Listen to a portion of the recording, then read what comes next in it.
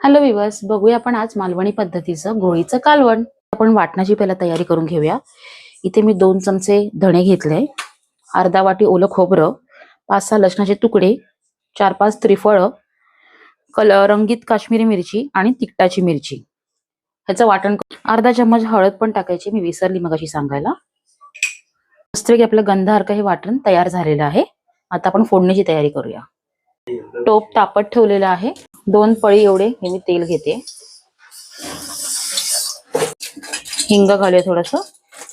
2 पाकळ्या लसूण मी बारीक चिरून घेतलाय, ते फोडण्यात घालूया. आपण केलेले वाटण ते घालूया. प्रमाणे मीठ. तुम्हाला किती कालवण पातळ हवंय त्याप्रमाणे पाणी टाकायचंय.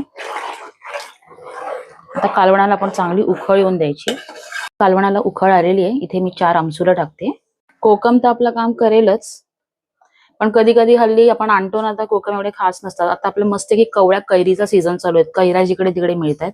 मस्त अशा मी ना कालवणात टाकणार आहे. भातासोबत मस्त लागतात. मस्त. आता हलक्या थोड्याशा त्या शिजल्या ना की आपण आपली मच्छी टाकूया. बघताय आपल्या कालवणाला मस्त अशी उकळ आलेली आहे आणि ही कैरी जी आहे ती परत मच्छी बरोबर शिजेलच. तर आपण आपली घोळीचे तुकड्या टाकूया. ही बघा, अख्खी घोळ घेतलेली मी.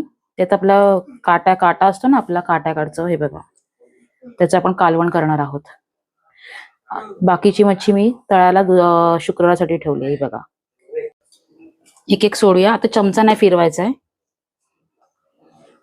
आपोआप त्या मंद आचेवरती होत राहते.